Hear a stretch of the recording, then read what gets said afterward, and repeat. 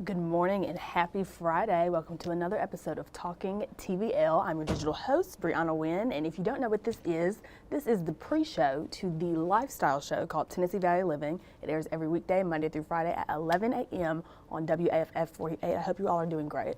I hope your Friday is going absolutely amazing. Mine is. The weather is great. The sun is out. The birds are chirping, and I'm alive.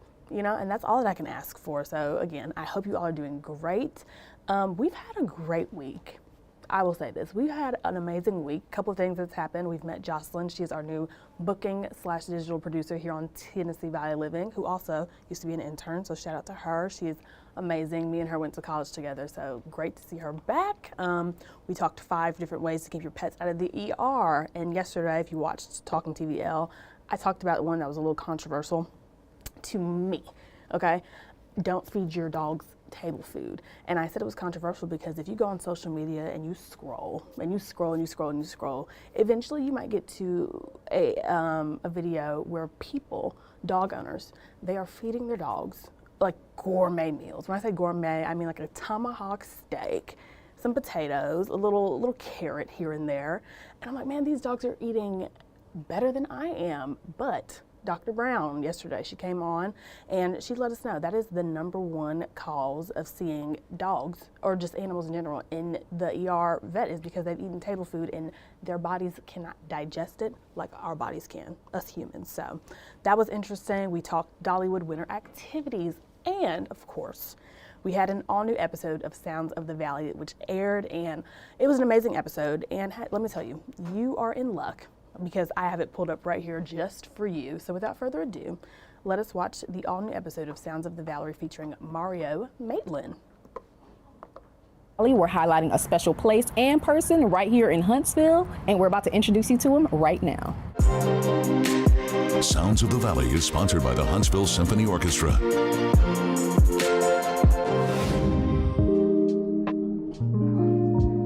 I'm here with Mr. Mario Maitland Jr. Thank you so much for being here. How are you? I am doing good, and thank you so much for having me. Of course. So you are a very well-known man around this city. Your place is well-known, but how many people really know who you are? So can you just kind of tell me like how you fell in love with the music and where did it all stem from? Absolutely. I mean, to be honest, I love telling the story because it wasn't as cut and concrete in the beginning. My parents bought me a little piano when I was 9 years old. It was a little toy piano that I could bang around on, and they told me I used to bang on that thing all the time to the point where I probably got on their nerves a little bit. But it was really around 4th grade where my love of music started to come in. At that time, I was a typical boy, wanted to play basketball, wanted to play football, all the sports. I picked out the school I wanted to go to and everything. And this guy came to my class and he was offering after-school violin lessons.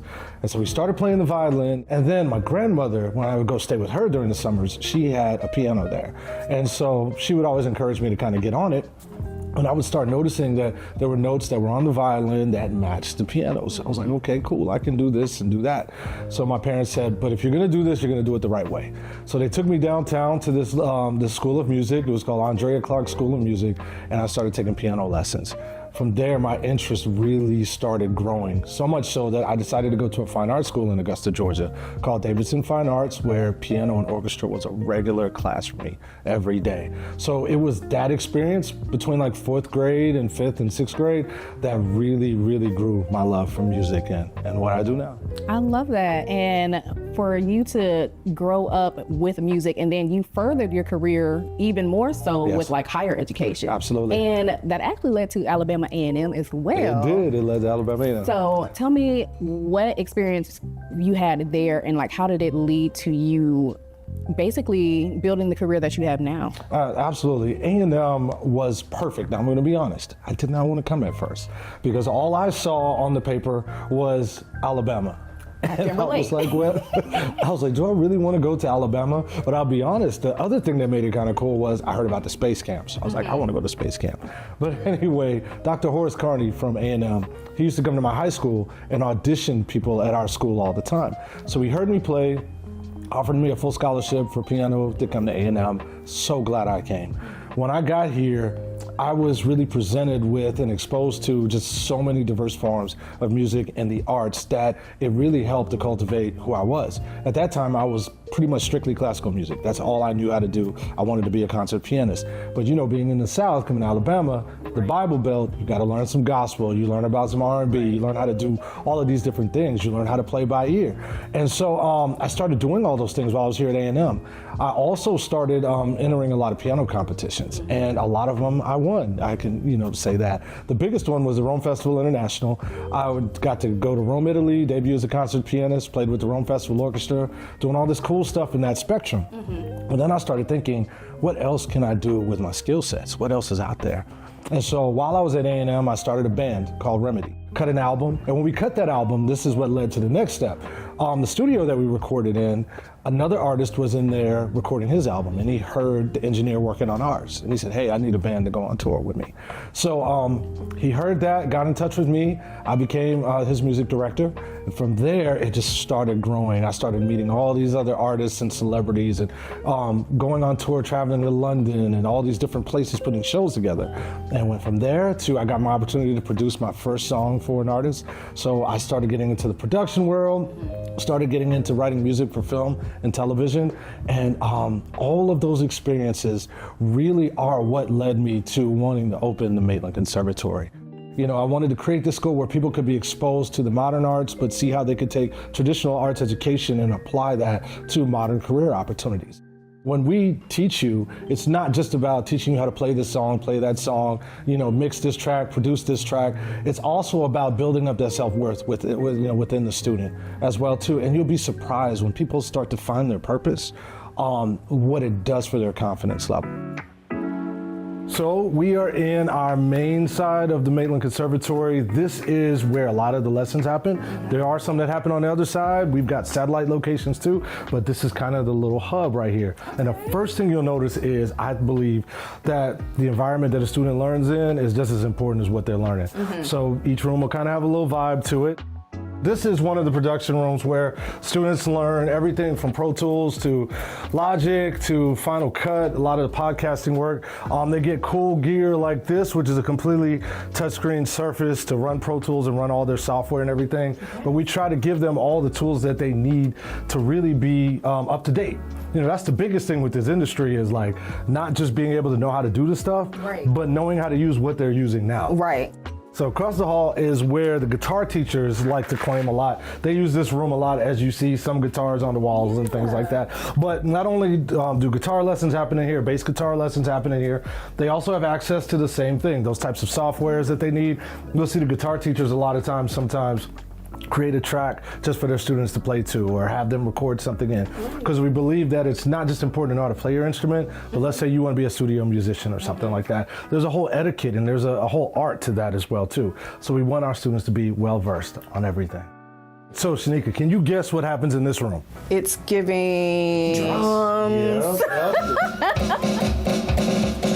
I feel like it's been so long since I've had drumming. I did a little. You seem like you know what you're doing. It is the way you're holding the sticks. You're doing like rudiments. Because I'm like, I remember something in like middle school band. Let me find out you're like a professional musician somewhere.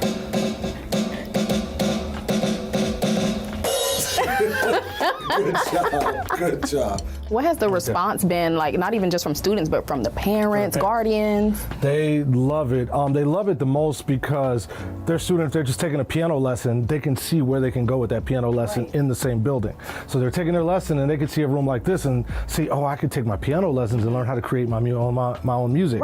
Or I can make music for a movie or for a television show, things like that. We want to show people that you have access to this. It's not always so, far away from you. It's right here. And you can learn how to use it. And what has it been like for you to be like, you created this and you're just seeing it come to fruition, and you see all of this equipment and students enjoying it, and it's just like, how does that feel for you? Oh man, it's definitely a sobering moment, a humbling moment, and it feels good because every now and then I get in a place where I'm like, okay, we're not doing enough, we've got more to do, we got to get this piece of gear, we got to add this, we got to add that, and then I have to stop sometimes when I see a student working in this room and say, you know what, this is worth it, this is good too. I mean, enjoy the progress, enjoy where we are. When people say the Maitland Conservatory, what legacy do you want to be attached to that name? That name, I want, when people think Maitland Conservatory, I want them to think that is the place where I brought my inner talents to fruition. That is the place where everything I dreamed that I wanted to do, I was able to actually do it and access it. And so that's what we want to think of. That's what we want to be thought of when people think of us.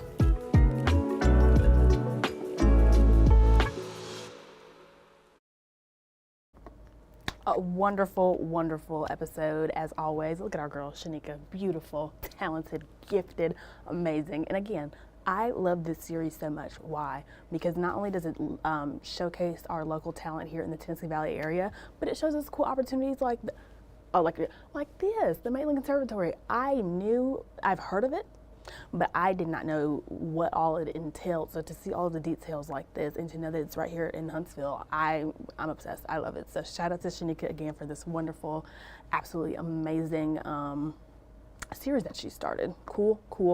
Okay, what are we doing today on TVL? Very quickly, we've got Chat on the Mat. If you don't know what that is, it is a monthly segment that we have here with our friends Light on Yoga Fitness. And what they do is they educate us on all things yoga, different types of moves and everything. And if you want to see what we've worked on in the last couple of months, tbliving.com is where you go, and you just type in Chat on the Mat on the search history, or not search history, on the search bar, Chat on the Mat, and you'll be able to see all of the episodes that we've done so far. Very cool series, and I'm excited to see what they have in store for us today. We've also got a live musical performance from Trey Calloway, which is going to be exciting, and of course we're sitting down with none other than Shannon Carruthers to hear all about what she has to say and all the tips that she has for you moms in January. So it's going to be a great episode today. Also, I just remembered a new episode of Travel TVL. That is today. If you don't know what that is, it is a segment where we go out to the Tennessee Valley area and we go to different cities and all the things. We've been to Franklin, we've been to Montgomery, we've been to Pensacola, Florida, and today's episode, we're taking you to Fairhope, Alabama. It was my first time going. I had never heard of it before, never been. So many gems there, and honestly, if you want a good Hallmark town vibe, Fairhope, Alabama, that's the place to go. So if you're like me and you're like, I have a travel bug, I want to go places, but I don't know where to go, Travel TVL, and that's exactly what you need to watch today at 11, and you'll see all of the gems that I discovered in Fairhope, Alabama. So that is it. That's what I have for you lovely people today. The show starts at 11, per usual. It is 10:17, which means you have 37 minutes until the show starts. So grab your popcorn, grab your coffee, walk your dog, grab your blanket, and meet us on your couch at 11 for an all-new episode of Tennessee Valley Living. And before I let you go, I want to let you know this upcoming Monday is Martin Luther King Jr. Day. Shout out to him. Love it. Which also means, though, we will not have a live show that day because it is a federal holiday, so we're off. So we will see you on Tuesday. I will see you on Tuesday back here for another episode of Talking TVL. Enjoy your weekend. Have all the fun, and I'll see you soon. Bye.